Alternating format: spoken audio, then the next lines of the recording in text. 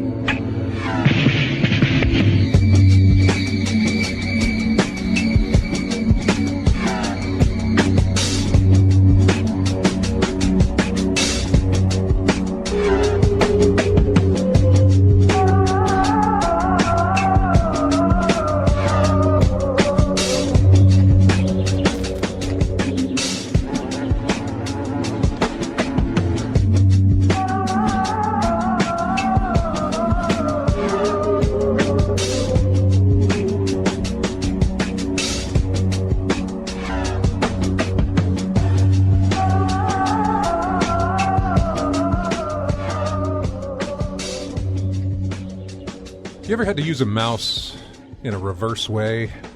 You try to go up, but it goes down. Yeah, when the screen is messed up. Yeah. I got it in the wrong setting, yeah. Mouse is over here. So I was trying to do that.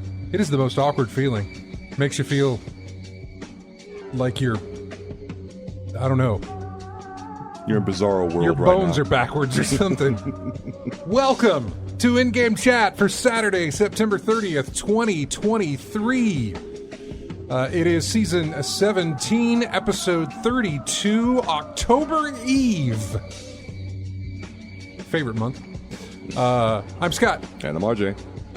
Welcome to the show, everybody. If you'd like to get in touch with us, our phone number is 334-272-9228. Check out ingamechat.net for all the links to get in touch with us. And you can also find us on Twitter at InGameChat. You got X at InGameChat, like anybody knows. If I tell you it's on X, like we haven't gotten to that point, right? Mm-hmm. Like, I run into people, or I talk to people today who were born after 9/11. That's a thing they read about, or that their parents told them about, and that seems weird, right? To me. So there's going to come a time where you're going to talk to somebody, and they're not going to know what you mean by saying Twitter. Yeah. Because they'll have grown up with it being X. Mm-hmm. But right now, it feels weird to call it, I don't know. Time's a strange thing. I don't know why it's like this. But anyway, we're on Twitter, or X, at InGame Chat. You can email us, everyone, at ingamechat.net. We are streaming right now on Twitch. Go to twitch.tv and look for us there, InGame Chat. That's how you can find us. And you can watch the show. We're on the cameras. You can also join us in the chat room live while we broadcast from Twitch, or jump over to Discord. I moved my hands in this direction. I don't know if you can see them. Can't really. I look at you and I look at my screen here. I rarely look at the monitor to see what it all looks like up there. Discord's over here. I look at this for Discord in this direction. But that's where we're at on Discord. Go to our website. Go to the Discord. You can join in. Talk to us on the air. Whatever you need to do. Steve's already in there. Steve, hang on. I know he's got the kid, so I don't know how long we're going to have for him. So I'm going to jump to him here in just a bit. Right after I do the clapboard here to make sure that's all set. And what else can I do? Anything else? I'm just checking. Okay, let's bring in Steve here. Hey, Steve. Hey now. That sounded like a soundboard. Like one of those, those Duke Nukem soundboards. Hail to the king, baby. What was it gonna? How much time do you have? So my kids, they had a very long nap today, so it's not anywhere near bath time or bedtime. So my wife was like, "Yeah, go hang out," and I was like, "Hey, awesome." All right, good," because RJ was not here last week, and I really want to talk to him about what he had played. We didn't get to catch up, like what's been going on. So I guess no Mortal Kombat, but that's just a guess. I don't know that he picked that up. It's on the PS5 only, right? Is it only on? Didn't see it listed on PS4. Is it not? Really? Is it not on past-gen consoles? It's on the Switch, for God's sakes. Yeah, it is. Not that I consider it a past-gen console, but if they can pull off what they pulled off on the Switch, I don't understand why it can't be on the PS4 or the Xbox One. That's interesting that we have... See, again, this is me, like I was talking about Twitter in the opening thing. Yeah. For the longest time, we were doing releases that were last and current gen type of things. And I guess more and more we're moving into the only current gen releases now. Are you kidding? Yeah, look at that. Nintendo Switch, PlayStation 5, Windows, Xbox Series XS. Wow. Yeah. Yeah. Sadly, the main development team has moved on from the previous generation consoles, which means MK1 is unlikely to ever come out to PlayStation 4. Perhaps this is actually a good thing, taking into consideration how bad the game was for Switch. And I've seen images of the one on Switch. We talked about that. My goodness. Yeah, we talked about that yesterday. That was not a good yesterday, look. last week. Yeah. Yeah. It's bad. It's bad. It's very bad. Okay. Well, I guess you haven't been playing Mortal Kombat 1. No, but I've looked on YouTube. YouTube had all the lore on there. First day the game came out, and then I saw the endings in there. So, lore wise, I'm pretty much caught up on all things Mortal Kombat 1. Anyway. So okay. I know you want to play it though. Bummer, though. That's not yet. That's a bummer. Not too huge of a loss, really, because I played it like very casually. More casually than any other fighting game title I've got. I was going to say, your fighting game, I will say, like, most of it is the Japanese one, like the Guilty Gear, right? Or the Melty Blood. Guilty Gear, Melty Blood. I would say Street Fighter 6, but I have yet to pick that up yet. But Virtua Fighter right now is my bread and butter right now. You were a Killer Instinct guy, though, way back Killer when. Instinct, yeah. Yeah. N64, did you own one? No. Just arcade and emulation after a while. We never talked about that. I know you brought it up a lot because anytime you'd bring me music, especially for Halloween, it was always the Wolfman dude. Yeah, Saberwolf. Yeah.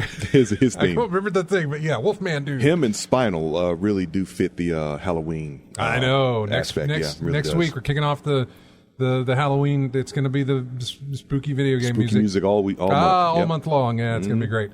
I'll tell you, there's two reasons I love it. Number one, it's October and it's great. Second thing is I'm not having to really search hard for new release video game music as I do now because I try to get these things done on Wednesday. Yeah. So if any games are releasing, it's just not enough time yet for whoever's uploading soundtracks to get some of these things up there in time. And so it just it'll just be nice to. I'm just looking for scary music. I don't care if it came out this year. I don't care if it came out back in the old days. Doesn't matter to me. Just got to have that vibe, and it's getting on the air. So it's kind of a break month. Then, when I come back in November, I've got a bunch of releases in October that I can pull from. And it's had plenty of time for everybody to upload the music. So it's really nice. That's a little whatever. What do they call it? Inside baseball, whatever sort of thing. A little glimpse behind the scenes of what goes on here. Probably too much. Because it's like, who cares, man? Just talk about video games. I know that's what Steve's thinking. So, what did you play? Like I said, Virtua Fighter 5 mostly. I found a dedicated group of folks who plays a little tournament. So you just did fighting games the entire time, I guess? Well, most of the time, yeah. Like I said, a dedicated group of folks who play every weekend. They have a little tournament setting they do. So I got in that room and played some really nice quality games with them. A lot of MLB The Show. Yeah. Still working on the road to the show aspect and the franchise aspect of the game. Biloxi Gambler called us in last week talking about that. Yeah. Played a little bit of R-Type Final 3. Just reminiscing on playing that title, seeing how far I can get on one ship. Not very far. about three stages in, and then I get to a part where if you don't have your force unit and two droid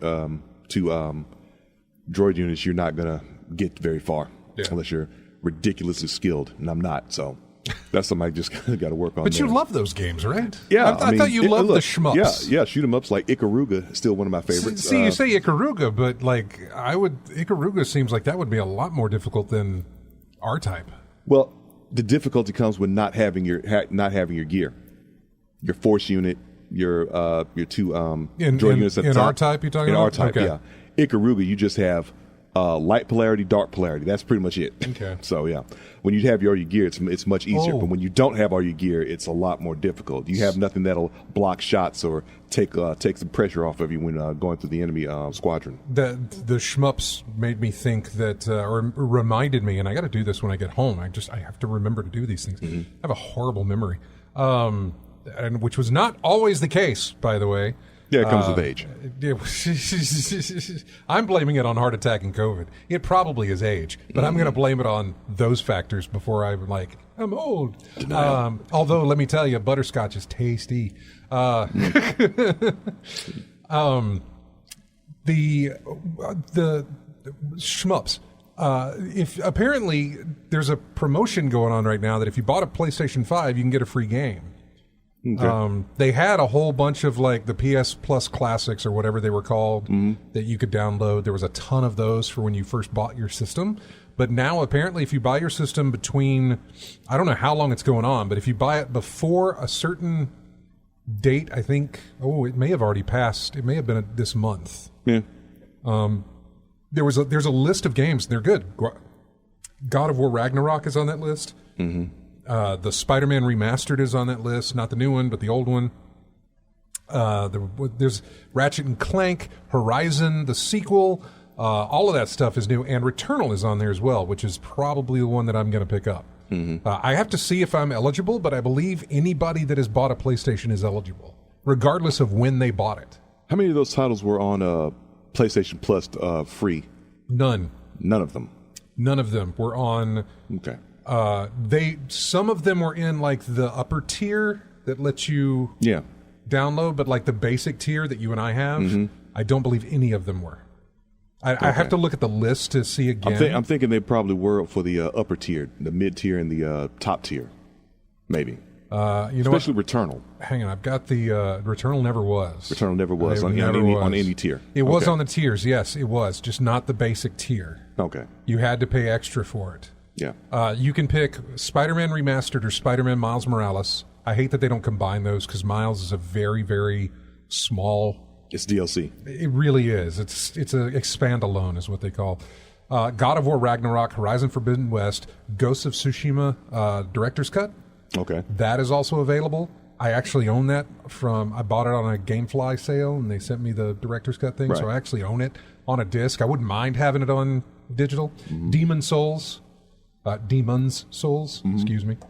Ratchet and Clank, Last of Us Part 1, Sackboy: A Big Adventure, Returnal, Uncharted Legacy of Thieves Collection, that's Uncharted 4 and the Lost Legacy Collection. Okay. I say the Lost Legacy Collection, it's one game. And then Death Stranding Director's Cut, also available. I have Death Stranding on PC through, I think, Epic or something that was free at that time. I already own Uncharted. Sackboy is, I think, really great, but I have no interest in that given the other stuff. Last of Us Part 1, it's a pass. Demon's Souls, no. If there was a Bloodborne like remaster or something on there, maybe I'd be in for that. Which people have been clamoring for. Yeah. I know, which apparently we can get from Liza P. There's something you ought to have on your radar as well. Yeah. I've read really good reviews of Liza P, man. Yeah. A lot of folks having a good time with that, especially if they have a good time with, if it's true, one of the names of the bosses in that game. Yeah. I watched some reviews, no playthroughs. I just watched, I think it was IGN's review or something.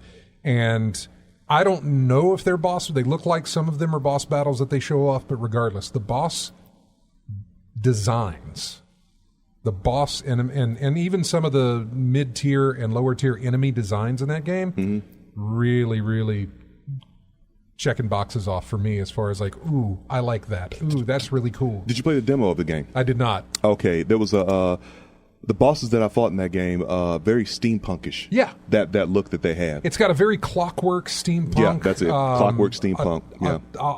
It throws a throwback to like, remember a Saturn title back in the day called Clockwork Knight? Something like that.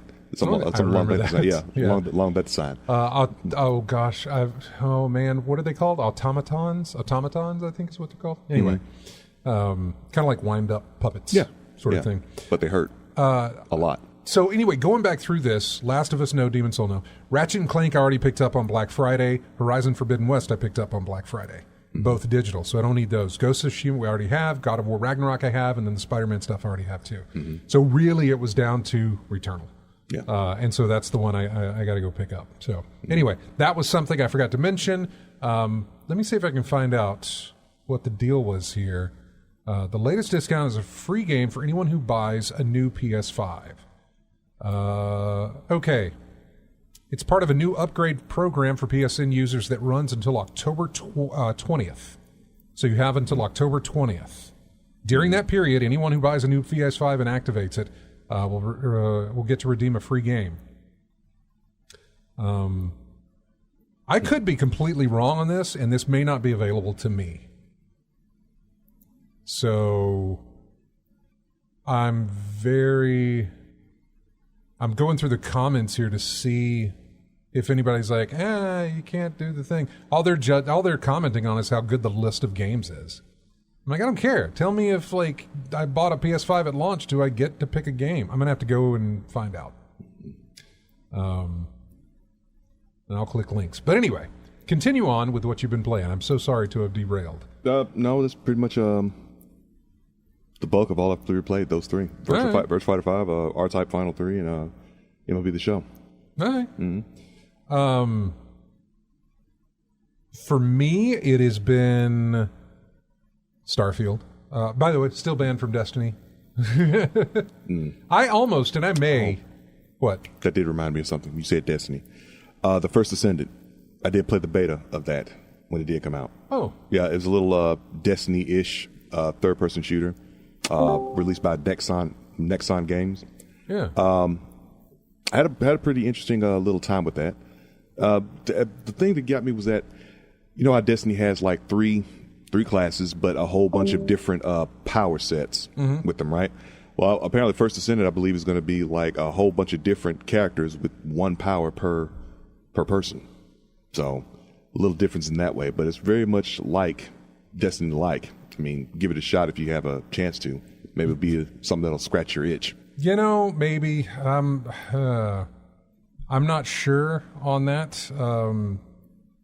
We've kind of talked about it a few times on the show since that. About the only way I would get back into anything Destiny-like would be if Destiny unbanned me. Mm-hmm. I don't...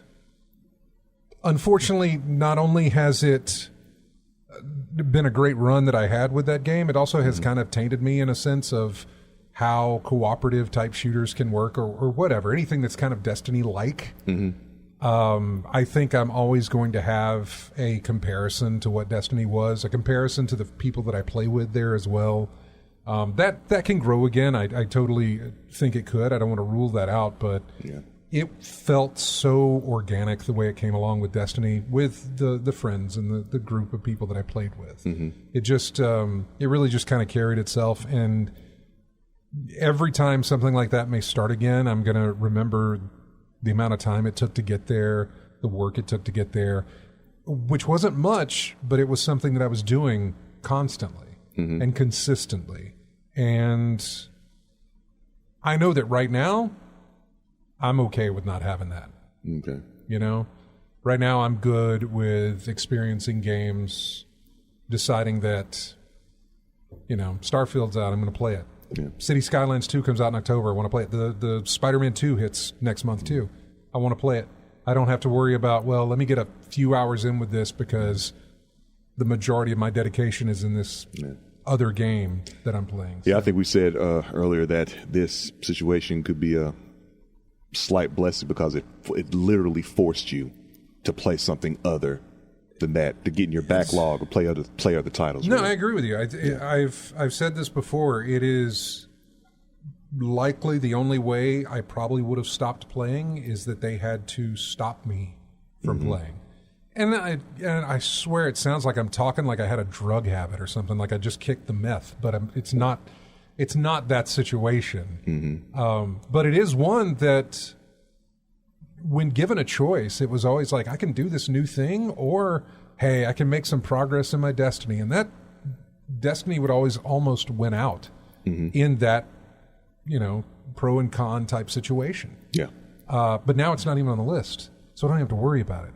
If I want to put an hour about it, right? Like if you're not like dread, it's not something that you wake up and be like, oh my God, I'm still banned. That's the other thing, because I can't do anything. Like if I was banned and I had to present to them some sort of excuse as to, hey, why do I think I shouldn't be banned, or had to defend myself, or had to keep up with emails, or just, I don't know what it is, chase it down basically. Yeah. If I had to do that, then maybe it'd still be there, or maybe I'd be still concentrating on that. But because there is literally nothing I can do, And even the little bit that I can, I just don't feel like I got the energy to do that anymore. Not that it would change anything either, because there's also no promise that it's going to fix anything. Because we were talking, what was it? It was either a bot or something someone put out there. The speculation was rampant, but either way, something that nothing that you can do. I can tell you right now that could change anything. If there was any sort of like tribunal I had to go in front of, I would ask them for proof of where I was cheating in the game, and I would want them to show me where I cheated. Show me where I was manipulating your game. Yeah. Please show me that. Yeah. I guess that could be the only thing that's really a hang up is like the why question, and like understanding why, even if it was like a bot or if it was just automated, that's kind of a little bit of a head scratcher, and can always just be like, why the hell, why did that happen? You know, why? Yes, it was like a bot or a report. I can't think of any other option except those two. So you can report somebody, and like if enough reports happen, you can get banned. That's part of the. That's how. No, not that long though, right? No, I looked at the. Okay. I read through. Trust me, I've read through this a lot. I've read it very close. If you get reported, if somebody reports you, the worst you'll get is a restriction or a suspension. You will not get an outright ban. Okay. But if you are tagged with their anti-cheat service that they use, BattleEye is what it's called. If you're tagged with that, it is an immediate ban, and then they will look through your case afterwards, or they get notified of that, and then they look through it, and then you get the ban. Without any warning. Not any sort of like, hey, BattleEye picked this up. We're going to investigate. Thought you should know. Nothing like that. Just outright ban. It felt so immediate, though.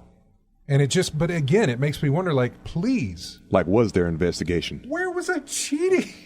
I wish. If it was that bad, if it was that fast, like you got tagged, was there an investigation, or it was just, oh, we trust BattleEye? That's the other thing. I have no idea when they flagged me to look into whatever the situation may have been. I could have been playing with if I was in an LFG, like if I was in regular matchmaking doesn't count. If somebody on your team that you joined in with a PvP mode and you just got match made with them and they're doing cheating, that doesn't reflect on you. It's only on them. But if you joined a group, like if a group of you joined up to play together, then all of you are flagged if one of you is cheating. Even if you were, you didn't know about any of that you're still flagged on that. I did 2 of those. I did 2 runs with a LFG group. I've done I say 2 this season. I've done a ton of them over the years. Yeah. But 2 this season I did, and maybe it was one of those. I have no idea. We didn't stay in touch. They were complete randoms that I was running through content with. Yeah. And there's no way of me knowing that it was one of them. It very well could have been. So, I mean, in that regard, sure, but I would like them to show me where personally I was doing it. If they say I was doing it with a group, then I understand that I walked across the minefield and I blew up. Even though I was never concerned about it in that every how many years I've been playing this thing, joining up with groups to play. Yeah. So, yeah, that's the situation where that is. As far as your question on like how that whole situation works. So. We're at the bottom of the hour here. We're going to take a break. When we come back, we are going to get to Steve and talk about, I don't know, whatever's going on with him. We got the phones. I'm pretty sure that's Chris on the phones there because he popped into the chat room there. Starfield to talk about. We've got, I kind of want to go back to that Microsoft leak as well. I don't think we got into that too much. What else did we have in the news this week? MetaQuest 3. Was announced. We have Counter-Strike 2. Counter-Strike 2. You're going to be here to talk about that because none of us here can. I am. There's not anybody who's in this room that can talk about that except you. So hang on the line. We will be back in just a moment. We have music here from Cyberpunk 2077. I think this is from Phantom Liberty. It is a track called Force Projection. And we'll be back with more of In-Game Chat right after this.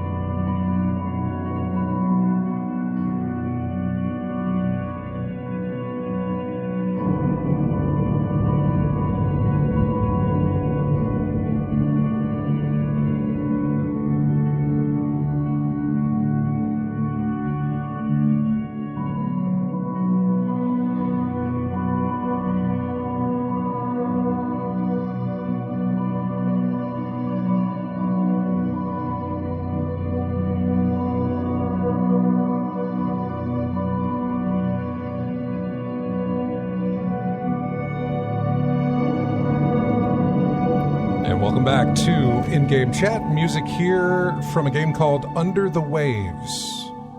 This track is called Dive. Let's jump into the phones here. He's been waiting. Chris. Hey, Chris. What's going on? Not much. What's going on with you, man? You still think about what you might be looking for Black Friday or whatever coming down the road for stuff on sale? I haven't thought about it too much yet. I mean, it's still early. It'll be... I got a feeling that console Spider-Man game, Spider-Man 2, will probably have some sort of discount. Probably easy to wait for that. Starfield would likely get a discount, but probably just the console version, not the PC. Maybe, I don't know, but yeah, I'm not sure. I kind of sit around and wait for what they're gonna throw on sale and see if there's anything that strikes me as like, oh, okay, good deal. I might pick that up. Mm-hmm. But I don't know. Diablo 4 might hit sale, but I don't know. It's PC. PC gets so overlooked as far as, especially in comparison to where the console versions of the games are. Console versions get discounts left and right as far as during the holidays. Mm-hmm. PC versions usually only during a Steam sale, and even then, if you're lucky enough that it gets some sort of discount, it's usually not the same. Great example was, maybe it was this year or last year. When did Sonic Frontiers come out? This year? Yeah, it was this year. Yeah, it was this year, I guess. Sonic Frontier, no? What? Something was out last year that it was on sale, and I can't remember. Maybe it was the end of last year. I can't remember. November of 2022. Yeah, okay. It was last year, yeah. It was on the list for Black Friday, and I was really considering picking it up, but the console versions were the only things that got the deep discount. Mm-hmm. So your console versions got down to like $25 or $30. Yep. Which was a great deal. PC, $45, I think, $50 was the best they could offer on that. Yeah, so the typical Black Friday sale that I looked at and saw was from 60 to 30 or something like that, right. Half off, something like that. A really good cut. Where if that was for the PC, where it was like $30 or $25, sure, I would have picked it up then. Yeah. Gotham Knights, by the way, got a Black Friday deal last year when it came out, and the PC did too, for $25.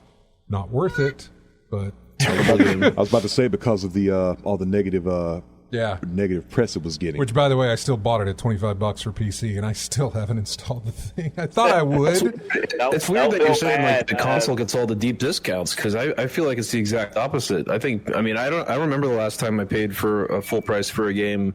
I can this year, but I meant like overall. If you go look at my account, maybe you can count on two hands how many times I've spent full price on a release.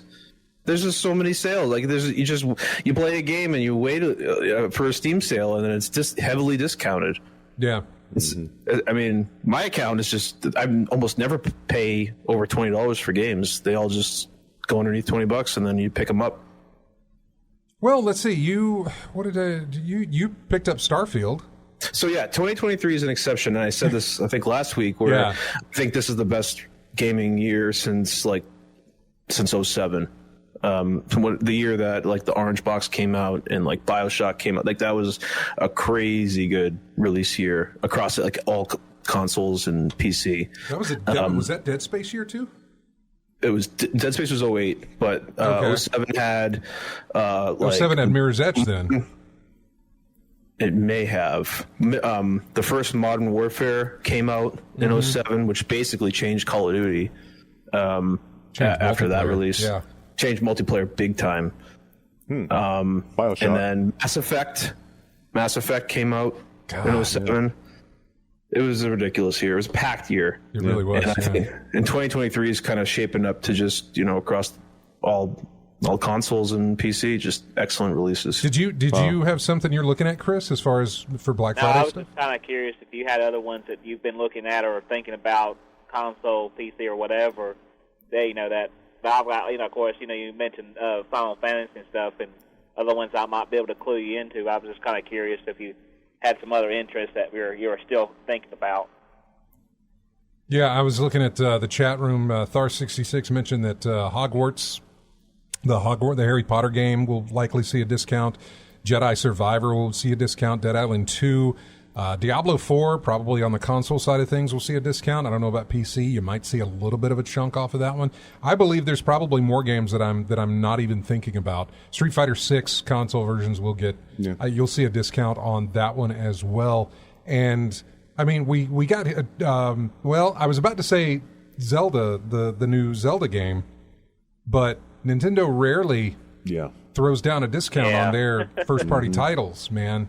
And if they do, it's like, hey, get it for $10 off. We're doing you a favor. $5. Yeah, it's usually not much of nothing if they decide to give a discount at all. I know they're really stingy in that regard. Mm-hmm. So yeah, there's that aspect to it as well. But I think there's more that's been released, and it's very hard for me to remember what else came out earlier this year. Must not have made a big enough of an impact, really. It should have. Or if we're just inundated with so many releases. That's what I'm thinking. It's like they either burned real bright and fast, and we just moved on to the next thing, or kind of like Forbidden West was previous year, I think, when it released. And had like a good 3 weeks of living in the sun until Elden Ring hit, and then it was forgotten completely. It wasn't even 3 weeks. No, it wasn't even 3 weeks. I think it was 1 week. Yeah, it was just bad timing in that part. But that's a AAA title, and all of a sudden, a bigger AAA title came, and it blew the coverage out the water. Blew their coverage out the water. Yeah. So, Chris, back to your point though, games that I may have skipped on last year should see a deeper discount this year, like games like Elden Ring, like games like Horizon Forbidden West, as far as the console version. I say the console version, but the physical version, because the digitals rarely see the same discount as the physicals as well. So, yeah, I don't know. I really haven't started looking at that yet. I usually don't until usually the beginning of November, and even then it's just seeing if there's anything out there yet, and just to kind of pay attention and see what pops up. But there'll be another spreadsheet that's built. There'll be another list where we can look and see which stores are going to have the lowest prices on which versions. That'll all be done again, as it is every year, and I love that stuff. So we'll go over that list when that time hits. So we'll be doing that. But have you been pretty much got addicted to Starfield, huh? Not yet addicted. We're going to talk about that, and I'm probably going to talk about it with Steve, because I know he's playing it as well. But not yet addicted to it, I don't think. I am interested in it, and we'll talk about it. We'll talk about it coming up. So, but no, not there yet. What about you? What have you played? You play anything this week? What'd you do? Well, I've been still playing on Elix too. It was a role-playing game sequel that I played in the past, so I've been kind of going through it. And at least you can. The way it's set up in there, people figured out where you can take advantage of the different mechanics and skills in there, and there's one where you can get discounts on items across the board up to 10%, and people discovered that certain ones in there have the same value if you buy them or sell them regardless. The price doesn't change. So I've got one of those items and like 300 and so oddball of them of the same one, and I get 1,500 gold or so every time I sell it and buy it back and forth, every cycle. All right. Just having some fun cheating a little bit. No. If you're exploiting something in the game, I don't consider it cheating if the game allows you to do it without. I mean, it may not have been intended, but still. Yeah, we've done that in the past, even on old PC games like Diablo 2. We figured out years ago when. If we wanted to start duplicating items, we found out where the save files were for your characters in the system on the computer. And well, that's blatant. Okay, but nobody cares about that much. Yeah, anymore, that's not taking. That's not exploiting anything in the game. That's actually that's exploiting the game, but not doing it at. That's a little bit too deep to do that. I'm talking about like the stuff they were doing in Starfield, where you could clip through walls to get stuff without it counting as being stolen, or which a lot of that stuff they've been patching through. But or dropping a bucket on somebody's head where they wouldn't. And then stealing things. That is so creative, and it's not anything they'll ever. I don't think they're going to fix anything like that, because they can't, because It's coded. It's coded into the games. They've been like that since probably Fallout 3 and probably the third or fourth the Elder Scrolls games. Yeah. That's been like that for years. As long as they physically not see you, if it's the way they code the game, if the characters, nobody sees you steal, then they're not going to get caught if nobody sees you. Yeah, there was one where a dude placed a trash bin on the floor, and then he took another object and raked the credits off the table into the trash bin, and then picked up the trash bin and walked out. It doesn't count as stealing. That's normal. I mean, they've had that functionality of like that in their games for a long time. Yeah, as far back as I can remember, at least 10 or 15 years at least. Yeah, it's fantastic. So, well, Chris, thanks so much for calling in, man. We appreciate it. As always, you have a great week, and we will talk to you next Saturday, all right? Yeah, well, anyway, if there's some time in the future, if you wanted to check out or play a game on Sony's PlayStation 5, since I've got a good internet connection now, just hit me up sometime if you want to, share the controls or everything. If you wanted to check out something you might be interested in that I've had or oh, cool, about. yeah. I'll keep that in mind. I'll let you know. All right, well, see you later then. All right, dude. Take care. Bye-bye. All right, bye. Mm-hmm. I was looking at the calendar here for the games released earlier this year, and I'm trying to. It's basically all of them, so there's a lot of indie things to go through here. And I'm Resident Evil 4 remake. Yeah, let's see. We got Monster Hunter Rise. That was January 20th. House of the Dead remake. Oh, Forspoken. Forgot about that one. Of course, you can get that probably real cheap. Dead Space remake. Yeah, there is. What else? Yeah, Dead Space remake. Power Wash Simulator. Excuse me? Yeah, it's a power wash. That's it. Surprisingly satisfying game to play. That's what I've heard, and they stuck a DeLorean in it, and I'm already interested because they threw in a Back to the Future DeLorean anyway. February we had I don't know Metroid Prime Remastered, but again, the problem with that is it's a first-party Switch title, Nintendo title. It'll see a minimal discount. Hogwarts Legacy, you'll see that at a discount. Journey to the Savage Planet, you'll probably see that as a discount. Returnal on PC, I don't really think that counts. What else do we have? Atomic Heart, probably a discount there. Oh, wow. Oh, yeah. Didn't it get like middle of the road reviews on that one? It did. Yes. Middle of the road, yeah. Which means you're likely to see a pretty good discount on that. 40-50% discount? Yeah. Yeah. I want to see a steep discount on Redfall.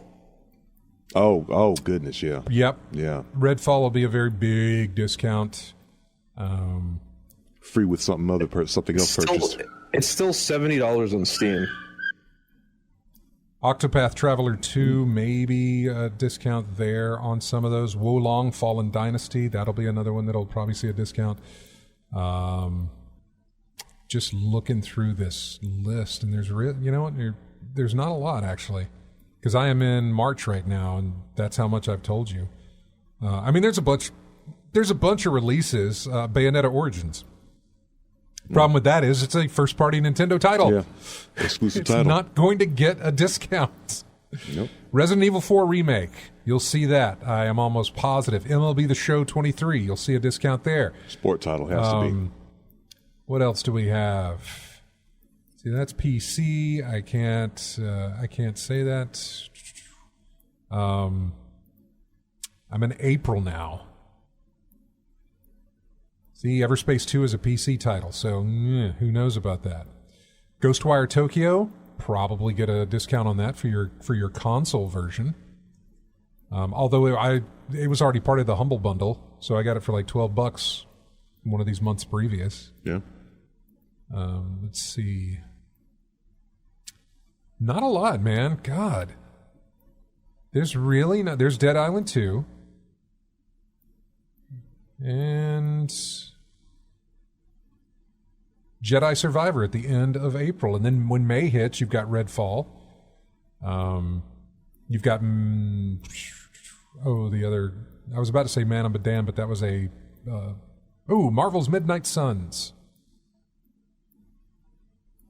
Wait, yeah, maybe. Tears of the Kingdom, again, first-party Nintendo, probably nothing. There's really not, man. This is weird. Yeah, not a lot. Then you get into June, which is going to give you Street Fighter 6, Amnesia the Bunker, Diablo 4, the Layers of Fear remake, Aliens Dark Descent. Fun game. Yeah, and probably we'll see a discount on that, I would think. Trying to see what else we got. Dave the Diver, but that's a PC release, so you'll have to wait until a Steam sale comes around for that one. That was low price anyway, wasn't it? Dave the Diver? Yeah, it was already an indie title. It was like $20. It was low price, yeah. So you probably won't even see something that drops there.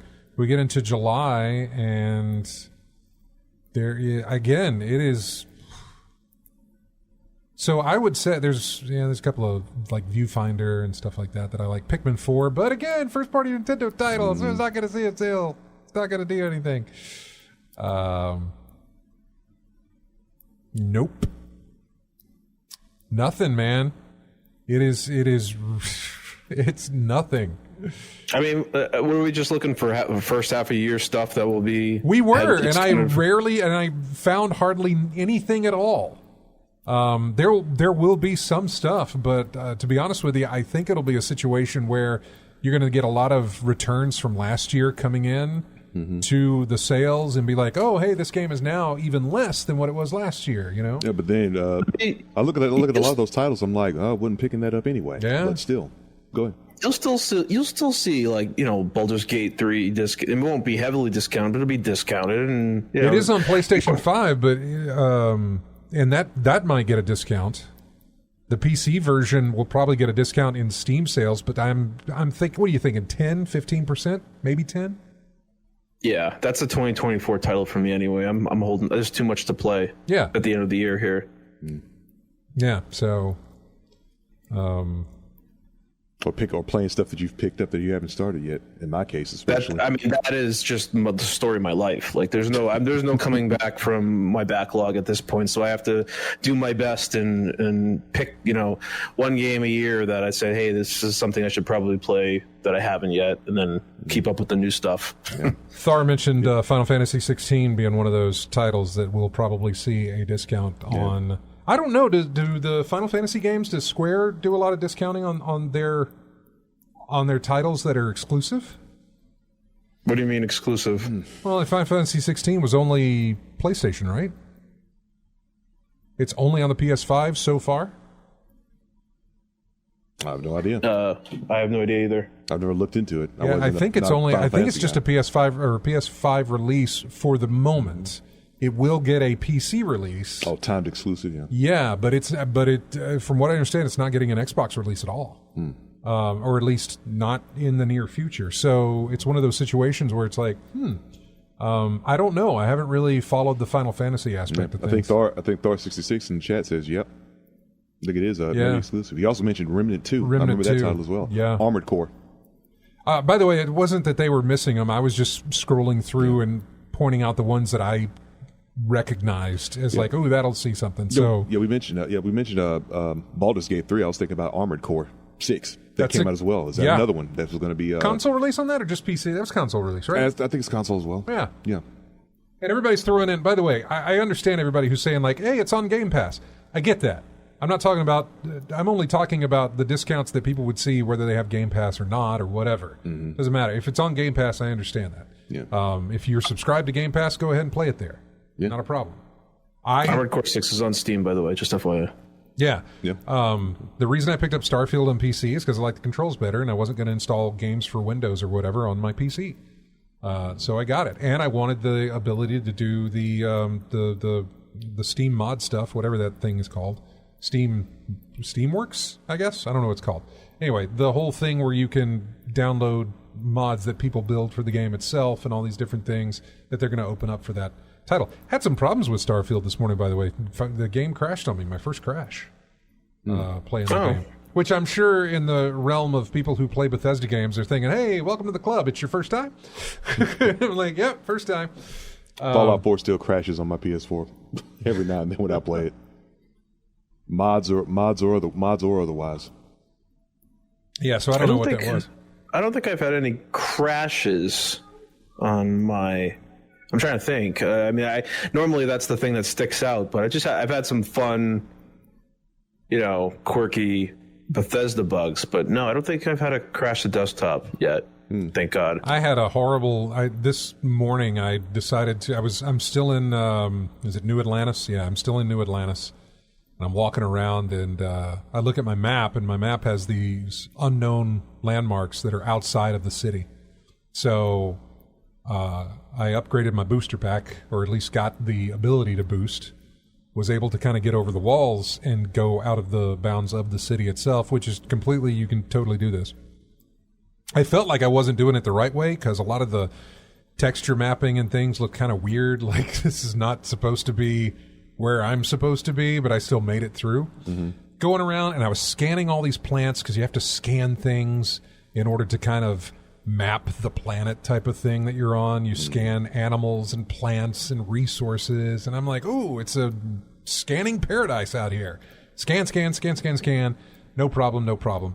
I come across some wildlife there, and I'm like, they're just level 1s and 5s. I'll be fine. And I'm scan. They took notice of me and started chasing me down, and I'm like, my scanner's still out, but I'm trying to pull my gun out, but I can't do that. I have to put my scanner away and then pull my gun out. You couldn't boost away?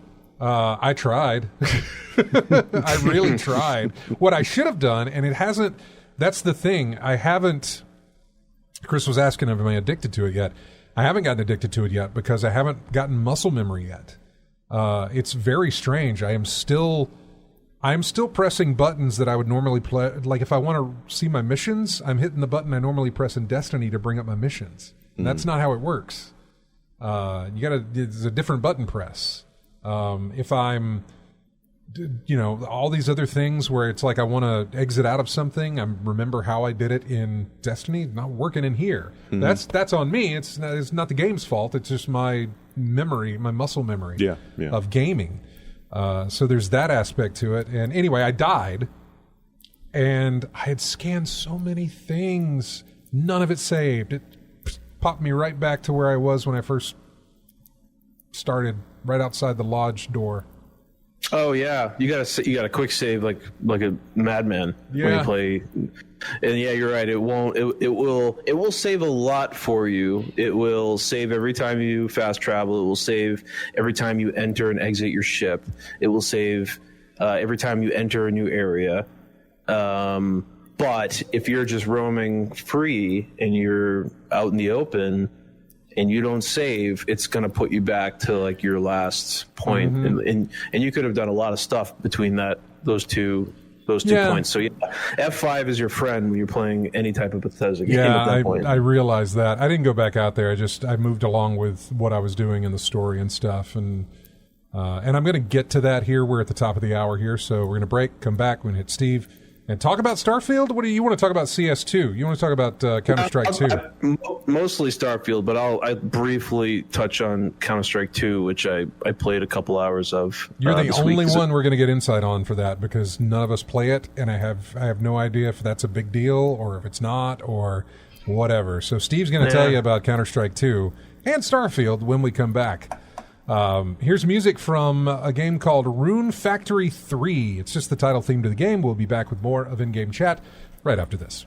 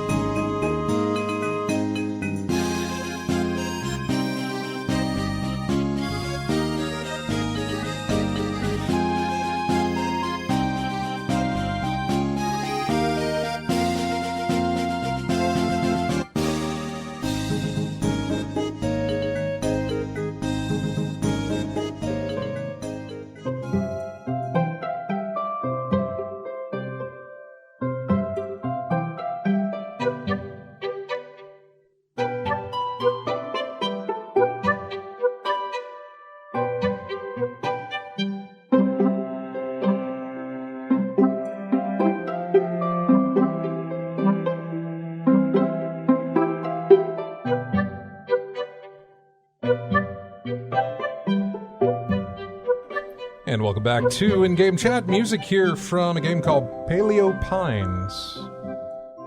It was a new release. It had some music. I picked it. It's really how it works. Pickings are slim when you're doing this in the middle of the week for new release week. But anyway, let's talk to Steve here about, I don't know, you want to start with Starfield or you want to go into CS2? I mean, let's start with Starfield since you're kind of in the middle of it too. Yeah, sure, go ahead. I'm curious to see just what your frustrations have been with the game so far, just out of the gate, or like what's been like a point where maybe it hasn't grabbed you because of, you know, X, Y, and Z. Oh, man. I don't know, because I feel like I'm still early in the game. I spent a whole bunch of time on that moon, scanning objects, finding out things, doing whatever. And I mean, I got to, as long as I've been playing it, last Sunday, I believe, I finally went to New Atlantis. In fact, this morning, I finally had the conversation with, and I don't even know her name because I haven't talked to her that long, but the main head of Constellation who joins you. Sarah, yeah. Yeah. Like I just started talking to her, and we went to go talk to her contact at Mast, and then I ran into my adoring fan dude. Yeah, because I picked that perk. I talked to one of people's experiences with the game are so different, like with just how you're describing like the first couple of hours, you know, because it went a completely different direction for me. Yeah. So I'm still on New Atlantis. I am looking at, I've got a lot of stuff to do. Like, there's one where I need to go to a kiosk and apply for a job. There is now, like, I don't know, God knows how many people I need to talk to. But there's a lot. So a bunch of security people I need to talk to, and a sergeant I need to talk to, and somebody who looks at trees. I went to talk to him, but apparently it isn't time to talk to him yet because it hasn't marked that off.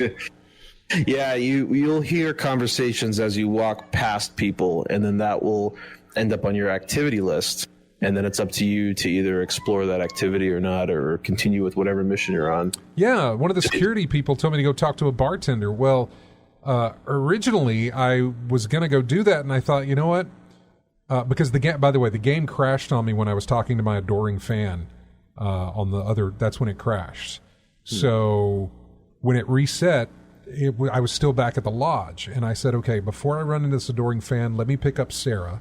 Because originally I was just going to go explore some more before I decided to do what the game wants me to do, follow that path. And I said, well, let me get Sarah with me. Maybe having her with me and a part of what I'm doing right now will put off the adoring fan coming up to me. Nope. Or maybe I'll get different dialogue options because she's with me, and she'll say, "Hey, look, we can't deal with this right now. We got other things to do. Tell them to go away." You know, something. But that it was not the case. So anyway, I brought her with me. I picked up the adoring fan thing as well, and then I went to this bartender. Bartender wanted me to go do some shady stuff. But Sarah was like, well, you really want to go do this? We shouldn't be doing this. Mind you, this is after I already talked to her in the lodge saying, like, why are your rules so lax? You said you don't care what we do as long as we find information. You know, it's up to us and our own conscience to whatever. But now you're giving me crap because this woman wants me to do something maybe not on the books. Mm-hmm. There are some morals that you have to pay attention to with your companions, and I will say, well, I didn't. I totally turned Lady down, and Sarah was very happy that I did that. She was like, "Okay, that's good. I'm glad you weren't going to go break the law. I guess whatever it is." If you reach the highest affinity with your companion, you'll get a 15% XP boost. Okay, just something to keep in mind. That's a good thing to think about, so I'll actually try and do that. So, but yeah, that's where I'm at. I'm still on New Atlantis. I haven't left yet. Me and her are supposed to get off planet and go somewhere else and talk to other people. I'm supposed to go to Sol. I heard about that, going to Mars, which I left you a comment on your recent screenshot. Because I was like, because you found the Mars rover. You found Opportunity, I think? Yep. Yeah, you found Oppo. And I immediately, when you posted that screenshot, I left a comment saying, like, do I need to... what I wanted to know was, what's the quest that gets me there, or do I just need to go there and find him? Yeah, so if you get an activity to go try and find opportunity. Okay. And I will say it's towards the end of the main quest, which you've got quite a ways to go. That's fine. Yeah, but it's on that string. And it's just an activity. It's not like a miscellaneous mission or anything, or a miscellaneous quest. It's go find, you read something and it will pop up. Okay. No, that's cool. I'm glad it's built into a quest line. Even if it wasn't, I would try and go out and find him. It's opportunity. And so anyway. Yeah. So there's a lot of things on Earth that I want to try and find because, there's loading screens that have like the St. Louis Arch, and I'm like, how do I go find that? So I like look at Earth and I try and land like where you think St. Louis is? And it's just like flat. And I'm like, oh, so I'm nowhere near it. But so I assume it's another thing that you try and you read something and it says, hey, go look at this landmark. Because you can collect snow globes from different cities that I found. That's good to know. I haven't gotten to anything like that yet, but that's good to know. I did pick up, I picked up a couple of books, and one of the books gave me a location of London, and it's like, go find London. But the books, it's funny you bring up books because I think I complained about the way you rotate things when you pick up an object, like a book. And I figured out that what the key was to change the axis of how you rotate it. And it was through a Reddit post that somebody did with controller. It was like hit the trigger to change the direction of the axis. So I hit every single key on my keyboard because it's not built in, I don't think, to the key mapping. I had to, and it's not something that actually tells you when you pick up an object. It says like press this to change the direction. So I had to figure out what key it was, and it's shift default. I hope. I don't know if I changed it. But what does it do? Oh, it just lets you place things down in the orientation that you want them. So like books. Okay. I was trying to. I collected the books that you can collect, like all kinds of different classic Earth books, and I crafted a bookshelf in my apartment. That's great. And I wanted to display the books, so I originally just threw them all on the shelf, and they're just like all piled up like in a mess because I couldn't figure out how to actually put them on a bookshelf correctly, and I finally figured it out 180 hours into the game. I love that. So, I haven't gotten into crafting yet. I'm so early in the game, man, that it's hard for me to really find complaints, only for the fact that I know that there's upgrades that are going to make things better. Like I could complain about my inventory now, but my inventory now is very, very small, and I know upgrades will increase that. Companions will be extra storage for things. I totally understand that situation, so it's hard for me to complain about that now. The only thing that I can really complain about is the fact that I am tempted more and more, every day I am led further astray, towards Cyberpunk. It feels like, and I don't know because I haven't played it, but it feels like there is... Starfield is nice. It's spacey. I love that. It's very, very, so far, for me, very much a... I don't know, like a sipper. You know what I'm saying? Like you got a nice drink, but you can only sip it. Cyberpunk feels like a chug. Cyberpunk feels like, I'm gonna go with this. Yeah, I think exactly what you said would fix that. Because what they want you to do is they want you to play this game 2 or 3 times. They want you to go through all the missions. Get to the end, which I'm not even going to say what happens when you get to the end. Yeah, no, go ahead. I mean, that's fine, yeah. I don't even know, but I know that there's a New Game Plus mode, and that's how they want you to continue playing. So you're only going to get to like level 50, maybe, through normal XP in the missions, and then you start a new game, and then you get to 75, and then you start a new game, and then maybe you get to 100. Wow. I'm just guessing, because I took a different way. I actually leveled all the way up to 89 by just crafting. So I created my my outposts, and they're mining materials, and I just craft stuff. And I just have storage, and I craft it, and I keep crafting, and you get a ton of XP for that. So I skipped and just got all the levels or all the points I needed to put into the categories that you're talking about that allowed me to enjoy the game like fully with everything unlocked and not having to worry about, I need this to unlock. I have like an excess number of points right now because I'm not really sure what to unlock at this point. Yeah. But that's the difference, is the leveling. Like Cyberpunk is, you have the opportunity to play the game pretty quickly, relatively speaking, to the way Starfield is set up, where they want you to actually sink the hours in and then start an entirely new game and do it all over again. Yeah, it's like I said, I do enjoy it. I really, really do. I think there are. I'm looking forward to updates that come down, especially some really big updates that'll improve a lot of things. I'm looking forward to just the mod community jumping in there, which they already really have, but.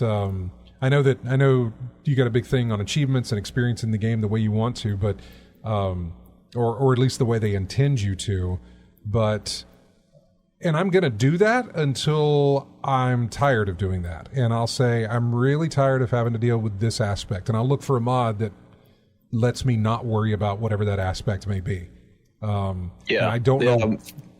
For one of my friends, it was lockpicking. That he like 10 levels in, he's like, I'm done with this, and he got a mod, and then he has just like one little thing. He can be like on an expert and just it's 1-1, and he doesn't have to worry about like lining anything up. I might be on that page with him, except I read something about the fact that it doesn't matter the advancement of the lockpick. There's almost, in other words, if it's a higher advanced lock, in other words, you need a higher level of lockpicking to get into it. That doesn't mean that what's in there is great, is worth having that advantage.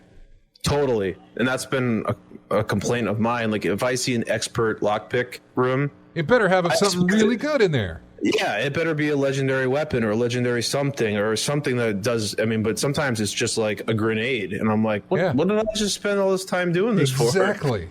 So I'm not. So I mean, that may be something where I'm like, fine, just give me the lockpick skill, so I don't have to worry about this. Since there's nothing, since it's so random that anything could be worth going through all of that. I think I pretty much had that experience with a lot of Bethesda games, especially Fallout 4. Having they tell you the level of lockpicking in there, and you pick it up in there. There's nothing really special. There's just a lot of stuff in there, but nothing that stands out, really. I mean, the only legendary or exceptional stuff you got in that game was from beating the random legendary monsters that popped up or enemies that popped up. Yeah, nothing that really came in the chest somewhere.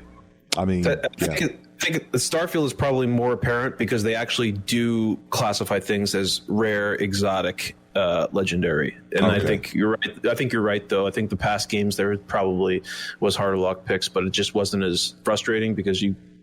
And then Starfield, you open it up and you get a regular weapon, and you're like, "Oh, great, thanks." Yeah, I mean, it was just the quantity of stuff in there. Was that pretty much the case? Like the more a lot of stuff in there. If it was a legendary chest or whatever.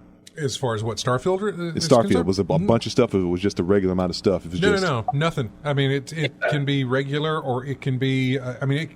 It can be literally nothing. Yeah, it can be like nothing in there. Wow. Or it could be like, or I say nothing, but it could be like a book or something that has no value, like a notepad or something. Like there's been stuff where I'm just like, oh my God, I can't believe I wasted my time. Yeah. And sometimes you waste more than one digipick trying to get in, right? Because the expert ones are not, or the master ones, excuse me, are not easy. Mm-hmm. And they don't always give you a reward for being difficult. All that effort for junk. No, not even XP. I don't know. You do get XP. Yeah, you get XP for solving it. Does it scale? Does that XP scale? Like if you solve an expert lock, do you get higher XP or no? I don't think you do, right? I've never noticed. Yeah. So it's always been low enough to not care. But yeah. I guess it's something. If you want to, like I said, in past games you did get XP, but it wasn't a big amount really. So man, nothing even noticeable in terms of XP. I mean, when you get XP, does it show up in the game like a bar, something that increment gets a little bigger or whatever? It shows Yes. you get XP? Okay. And I believe that's only in your, I say inventory screen, but whatever that screen is. Mm-hmm. I don't know if is it in your HUD at all? No, but when you do get XP, there's a little bar that briefly pops up and says, "Hey, this is how much you get," and then it goes away. Yeah, that's it. That's what I was looking for. But does that even pop up when you? Still has that very satisfying level up music, which Bethesda, I'm glad when games get that right, where it just feels really good when you level up. Well, it needs to trigger that whatever that is, that dopamine, whatever it is. That's like, ooh, I gotta give me another hit of that. Let me get the next level. Give me my next fix, right? Yeah. But when you pop open the lock, that bar doesn't pop up at all that you notice. I'm gonna have to test it. Okay. I will see the XP, like it'll say 15 XP pop up.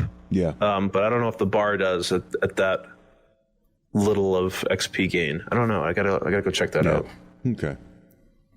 Well, that's messed up. You mean all that effort and you get like junk that you have to use to craft, maybe. Yeah. Crafting material at best. Yep. So there's a couple of like when you're picking your skills and stuff. There's a couple of things that I'm scratching my head and be like, why is that the maximum? Like one of them I have spacesuit upgrade. So there's 4 levels. The first level allows you to basically craft upgrades for your spacesuit. The next one it's like rare, and then the third one is like exotic, and then the final one is sometimes when you craft, it doesn't consume the materials.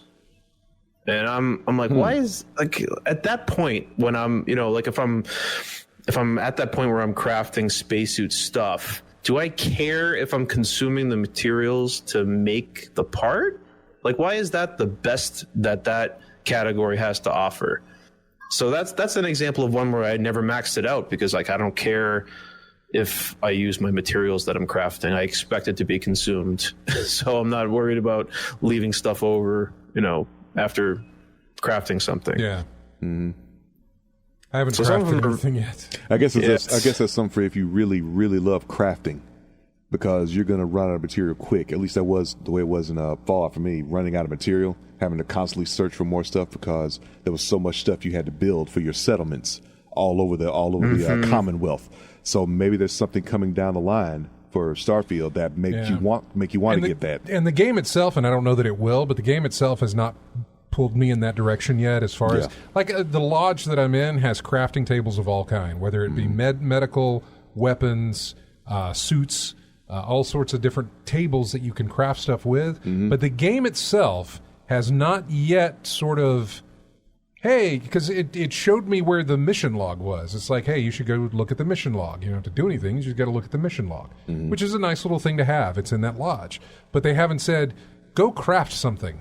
Go to the table and craft this. It hasn't been part of like a step on my itinerary, I guess. Yeah. Which I don't know that it ever will be, but usually in games like these, you kind of get introduced to the basics of things as you go about. But I don't know if they do. This is kind of my first Bethesda game, to be honest with you. I played Fallout 3 just a little bit, and I never touched another game.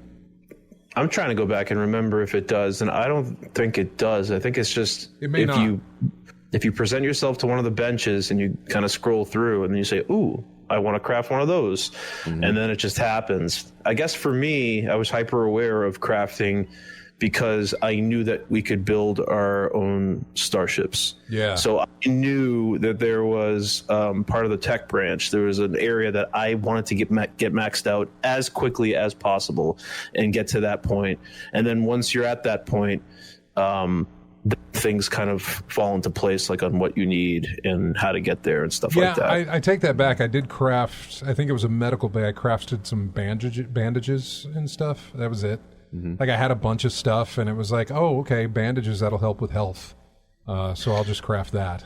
Not just health, though. It'll also help with frostbite. And that's the other thing that, you'll learn is when you sometimes land on a planet, it's a hazard planet. It might be too hot, it might be too cold, it might be too, acidy or whatever, and you're gonna get frostbite, you're gonna get burns, and you're gonna need the right things to cure those ailments, or your health will just never be at 100%. It'll always be, a fraction of that. And so when your health's lower, that means you die quicker if something attacks you, or whatever the case is. So it's like a penalty on your health, a health penalty. Permanently lowering your health until you cure that ailment. Yeah.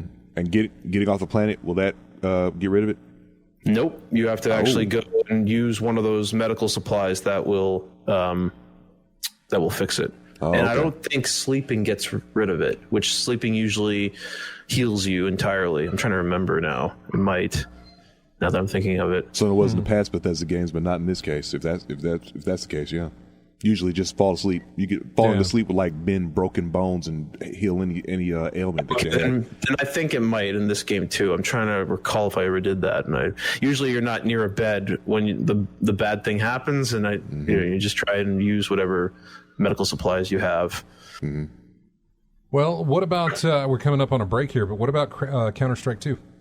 Yeah, I'll say that real quick, just because I got to get going too. It came out Wednesday. Played it a bit. It's Counter-Strike, all right. What was the point of a 2? Like, what change? I mean, Counter-Strike just seems to have always been evolving, and I don't Source know. 2 engine. Oh, okay. They changed engines. That's the big deal. Yeah, they changed engines, and it feels pretty similar to Go. I would say it feels a lot of things feel exaggerated. When I say exaggerated, like when you get shot, you get a stagger. The stagger itself feels very, very hindering. So if you're trying to get around a corner and you're getting shot, like in the leg and stuff like that, you're almost at a standstill. So you can't like escape the bullets. So that's one thing that's kind of stood out. But it plays pretty similar to the past 2 games, and I'm probably going to sink some more time into it just to see. But there really isn't much else. If you've played Counter-Strike, this one looks similar. Yeah, this one looks prettier. So there you go. The smoke does look really good when you shoot through it. It's volumetric from what I understand. Like it's really neat. Yeah, it conforms to the area type of thing, and it has its own physics to it, I suppose. I'm not exactly sure about that. I want to say I saw something about that. But it's dynamic too. So like when you fire through it, you'll see the bullets kind of like fly through the smoke, and sometimes you can see like a tunnel through the smoke, like through the smoke. You can see the enemies on the other side briefly, before it kind of fills back up. Yep. It's really nice. Well, great, man. Hey, it was good talking to you again. I appreciate you giving us the time and talking to us about what are you currently playing other than Counter-Strike 2? Anything else? Aside from Starfield? No. Yeah. I'm Starfield and CS2, and I don't know if I'll go back to Diablo 4 again this year, just with what's coming up on the horizon. But I know, City Skylines at the end of the month, man. Oh, man, is it already there? Here? Yeah, well, end of the month. It got delayed on console until next year, but the PC is still on track for an October 22nd, I think, release. All right, so 22 days. That'll be plenty of time with Starfield, and then jump right in City Skylines, build my cities. All right, man. Take care, and we'll talk to you later. All right, thanks, Scott. See you, RJ. Bye-bye. Have a good one. And we're going to take a break, too. When we come back, we'll jump into some of the news here.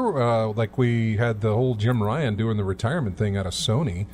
There's that going on. There's a new Elder Scrolls game, but it's not Elder Scrolls. I don't know. We'll get into all of that stuff coming up. Right now, it's music from Payday 3, which has had a very hard launch.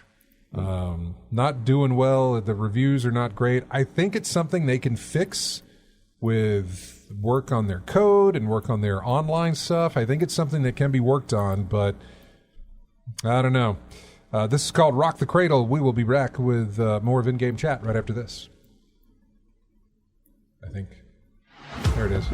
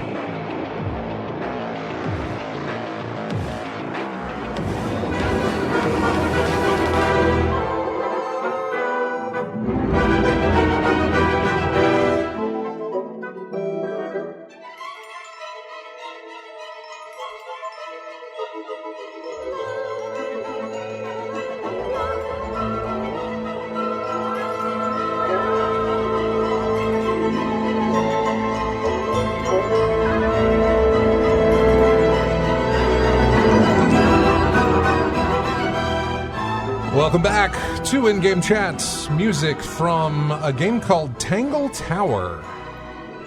The track is called Detective Grimoire. You might hear that again next month at some point. It seems to carry with it a little spooky vibe to it. Got a little flair. Or maybe there's other tracks on that game that I can use in October. We'll have to see.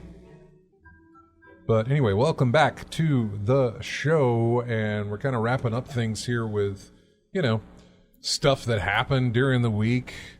There's a new Elder Scrolls game, but it's very much like the Fallout Shelter game, kind of an iPad type thing where you build a castle. So Fallout Shelter was you build an underground bunker, and it's got things like, the kitchen and the power and waste and I don't know, just all these different rooms that had all these different jobs. And so with Elder Scrolls, same thing, but above ground, you're building a castle. And it has all these different rooms and that sort of thing. So vault management for the Fallout thing, and in this case, castle management. Essentially, yes. You're exactly right. That is what that is. We mentioned with Steve there, the City Skylines had been delayed on console. They pushed those back to 2024. But the PC game is still on track to be released later in October, which is really where I'll play that game. I tried playing the City Skylines on console with Game Pass, and controllers are no fun with that game. They tried to make it work, and maybe if that's all you got, sure. But I played too much of it on PC to know, this is so much easier to do on PC. You got a preference, yeah. Epic Games cutting, 16% of its workforce. 870 jobs they're cutting on this one. Speaking of, he's not getting cut, but he is retiring. Jim Ryan is retiring from PlayStation. I don't know really what any of this means. He says, I have made the decision to retire in March of 2024. He loves his job, but he's found it increasingly difficult to reconcile living in Europe and working in North America. So he's going to be leaving that position. Hiroki, I'm going to butcher the name, Totoki. He is the COO and CFO. He is going to help with the transition and take on the role of interim CEO. And I'm not sure who will get that. I don't know if Shushida should take over there. I don't know if he's going to take over there. I don't know how that's going to be a thing. And I don't know really how to interpret this and say, here's what this means for Sony. I know Jim fought real hard against that Microsoft Activision acquisition. Really hard trying to get that thing to not go through. The fact that it is going through and then he announces his retirement, I don't know if that has anything to do with it. You couldn't make this not happen, so if that's pressure from the top, you couldn't get the job done, so, go. Or if it's him just looking at it I was just going to try and do that. If I did, great. And if I didn't, whatever, I was still going to retire. So I have no clue if that was the case. And again, I go back to this, and I don't know what that means for Sony. I remember when Dan Matrick left Xbox, and it was thankfully, he left. Not because he was really bringing down the company, but the man was completely out of touch with them. With the consumers, with fans and whatever, he was just completely out of touch. And I don't necessarily know that Phil's in touch, but as far as comparing the two, night and day difference, man. So yeah, but I don't know what that means for Sony. Jim Ryan leaving. So I don't think it's going to mean anything bad. I don't think that changes anything. I don't think it changes a dynamic of anything. I don't think that suddenly relations with developers are strained because he's not going to be there. I don't think that's the case. I don't know, but I just don't get that vibe. Yeah. It's not what I think. October 10th, we're going to get the MetaQuest 3. Looks really good compared to the MetaQuest 2.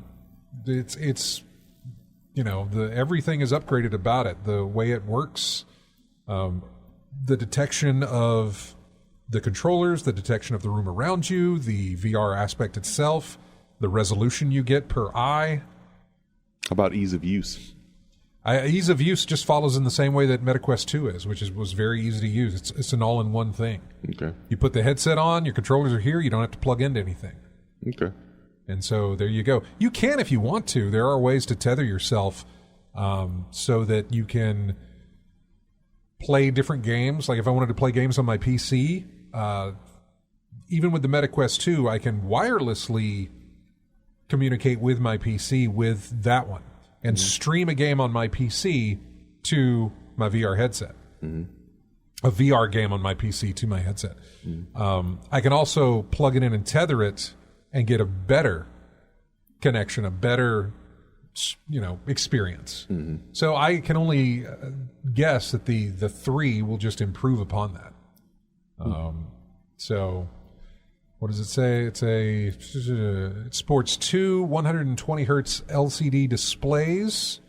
The resolution is a 30% increase compared to the Quest 2. Trying to see what is this better than the Quest 2. Audio, 40% louder volume range than the Quest 2. Just looking at for your pros and cons here. What's better, what's worse? It launches October 3rd, where you can pick a 128 gig of storage or 512 gigs of storage. The first option, 128, is $500. The 512 is $650, by the way. So keep that in mind if you're interested. I recommend the Quest. Even if you're getting a Quest 2, still good. Quest 2 is still pretty good. I believe they're going to get price cuts. That's something else you'll probably see on Black Friday sales will be the Quest 2. Yeah. Not the 3, but probably the 2. But yeah, so it's a good little device. Anybody looking to get into VR, you really, really can't go wrong with the Quest. I know there's plenty of options out there, but the fact that this is all self-contained, it's really good. Just being a self-contained product, you don't have to plug it into anything. Especially compared to the older VR, especially with the like the one with PlayStation VR, having to set that thing up. Got to set it up. You're wired in. Wires. Even plenty of wires, folks. Lots of wires. Yeah, even the PC headsets, the VR that's on PC, you're still tethered. You're still wired up with lots of wires. The experience is pretty good, but this just the wireless aspect of it. And by that, I mean that there are no wires. There's nothing tethering you to anything. Really puts it ahead of the game. Yeah. No tripping hazards. Yeah, for convenience. Yeah. So keep that in mind. Talos Principle 2, one of my favorite games. Talos Principle being one of my favorite games from last gen. The sequel coming out in November. So looking forward to that. We had a ratings board leak that said Red Dead Redemption 2 was coming to the Switch. If it's anything like Mortal Kombat 1, it'll be fun to watch. I don't know what they're going to do. Fun to watch the reaction to it. Just fun to watch how horribly it may look or play. Now, Red Dead 2 is not Mortal Kombat 1. So Red Dead 2 might be fine on the Switch. I don't know. But possibly. What else do we have? There's a sequel, Star Wars Jedi Survivor. They're making a third game because the actor who plays the main character let that slip at a video game comic book convention thing. Said, yeah. They said, what are you working on now? And they said, we're working on the third one. So apparently he wasn't supposed to say that, but he said it anyway. It's like, what are they going to do? They're going to fire you? You're their guy. You're fine. You're their guy. Let's see. Destiny 2 had one of its roughest weekends yet because of the DDoS attacks that were going on. I believe those may have settled down. I haven't heard it being brought up lately. by not only my clan, or former clan, I suppose, but my clan and also just online. I still follow forums about it, you know. Mm-hmm. I'll still check it from time to time, just see what's going on, what people are talking about, what's new. But, yeah, I actually today was giving thought to uninstalling the game. I still have it installed on my PC. But, I mean, I can't play it. So I've, you know, I gave some thought to, like, you know, just go ahead and uninstall. Yeah, well, look, give it time, and you might get something changed. But if not, save. I can always save reinstall up some space. it. Yeah, you can always reinstall, but save up some space. Yeah, I mean, I can do it with my PS4. That's why I got that Western Digital box for a reason. All the spare stuff, I just take it off the main console, put it on the spare drive. See, that's where I'm going to be looking for. You know, Chris talking about Black Friday. I'm going to be looking at tech discounts. You know. Mm-hmm. In my case, especially rebuild the computer. I kind of want to get a new NVMe. Want to get one of those motherboard drive. Yeah, I want to get a new. I kind of want to upgrade my motherboard drive. I've got my operating system sits on a really fast one, which is what I wanted. Mm-hmm. And then I've got like a 1 terabyte stick that's, you know, got some games on it and stuff, but it's also a older gen version. Mm-hmm. So I know that they make faster ones now, more space, and at a cheap price, so I may do that. I'm still looking to get the little smaller version of the NVMe to put in my Steam Deck. Okay. So, see, my Steam Deck was going to be I was curious about the Steam Deck because I was going to try and dual boot Windows on the thing so I could play Destiny on the go. Mm-hmm. That was like one of my big reasons for getting a Steam Deck was like, yeah, I can just take it with me wherever I go and I got Destiny there, I can play it. I don't have that anymore. No. Which is fine. I'm okay with that. I'm like, oh, good. Now I don't have to worry about doing any of this workaround stuff to get Destiny to run on a handheld. I can do what I wanted to do with it, which is play my Steam games on the Steam Deck, but also kind of make it a very deep retro portable. Like, put a bunch, you know. It's like your NES Mini glorified to a max, to an exponential. Yeah, but let's add add the SNES. Let's add the Genesis. You know, let's just add it in there. PlayStation 1, all that good stuff. Yeah, just all the stuff that you can arcade, add on there. Main, Game Boy Advance. You can't put arcade main stuff on there, right? Yeah. Yeah, good. Yeah, totally can do that. So there's the other option of where it's like, all right, sure, I don't have to worry about trying to make this thing run Destiny. I had not gotten anywhere with it anyway, so it wasn't like it was one of those like I've got to get this done. No, never was. Yeah. So. Yeah, in terms of tech, that's something I got to look into as well because I'm just gonna at this point just rebuild the computer. Yeah. Time for another rebuild. Those are fun. Yeah. They're costly, but you know you can take it over time and buy parts here and there, piecemeal here and there. Yeah. Heck, I was looking at cases, and I'm like looking at this is what cases look like now, and I'm I don't know where to go with this thing. Like what was it? I think Lian Lee is one I looked at. And I was like, that is what I built mine in. And I'm like, I have Lian Lee parts all in my PC. My case is a Lian Lee. Mm-hmm. My fans are Lian Lee. My all-in-one cooler is Lian Lee. So my what else do I have in there that's Lian Lee? I've got some. Well, the fans are RGB anyway, so the RGB is Lian Lee also. But yeah, Lian Lee is. I decked it out. Okay. Because I looked at the Lian Lee I looked at, it was like I can't find anywhere to put anything on there, like my optical drives and whatnot. But then no optical drives. No, do you have to have optical drive? I would prefer to have optical drives. Okay, I mean they still make cases that cater to that, but yeah, you not anything flashy. You're not going to get anything flashy that's going to have an optical drive on it. Well, it doesn't have to be flashy; it just has to work. Yeah, as in hold the stuff that I put on the thing. Yeah, so I don't know. Lian Lee probably does have a case like that, but most of their cases are very showy. Because I mean, you've seen my case. It's no, I haven't. Oh, you really? No, I haven't. The front is all glass. The side is all glass. There's only 3 parts, I say 4 parts that have something covering them, and that is the bottom, the back, or the rear of where the ports are, the top, and the behind the motherboard. That area there is all closed off, but everything else is like a fish tank, so that it can show off the PC. And I fell in love with it, which is why it's got all the RGB stuff, because you're going to show it off. You need to do that. Will I ever do that build again? Probably not, because who cares about Flash? I did at the time. That's where I was going. I hadn't done anything like that before, where it was real showy, and so I did it. And now it's like, no big deal. Yeah, it's cool looking, but cross it off the list. Deal. You did do it once, so hey. Yeah.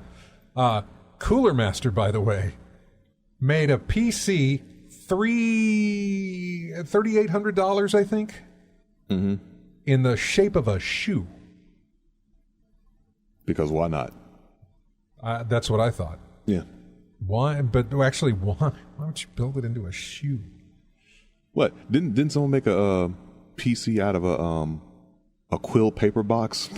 Yeah, I mean, you can do that, but like this thing wasn't like, it wasn't a shoe that had been modded to a PC fit inside. Okay. Everything was constructed and shaped and put in to look like a shoe.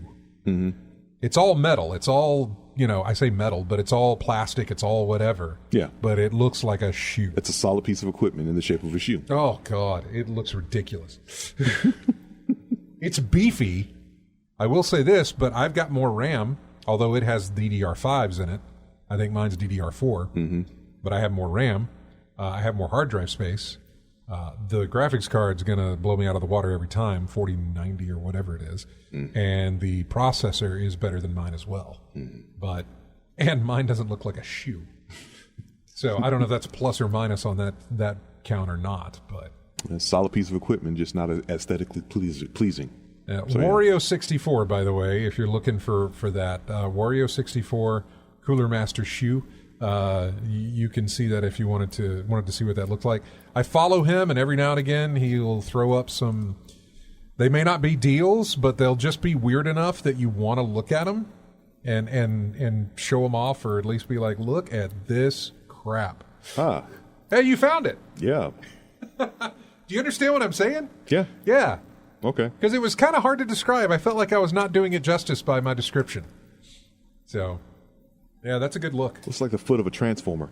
It does. Or, as somebody said in the comments, it looked like Shadow the Hedgehog's shoe. Yeah, it does, actually. Doesn't it? Just get some gold highlights on that thing. Yeah. With some jets on the back of the thing, yeah. But yeah, that's what it looks like. All right, folks, that's going to wrap it up for us. Thank you, Steve. Thank you, Chris. And thank you, everybody else, for listening to the show, whether it be on the stream, on the radio. We really appreciate it. Thanks to everybody who grabs us each week from iTunes, or if you get our show for later use.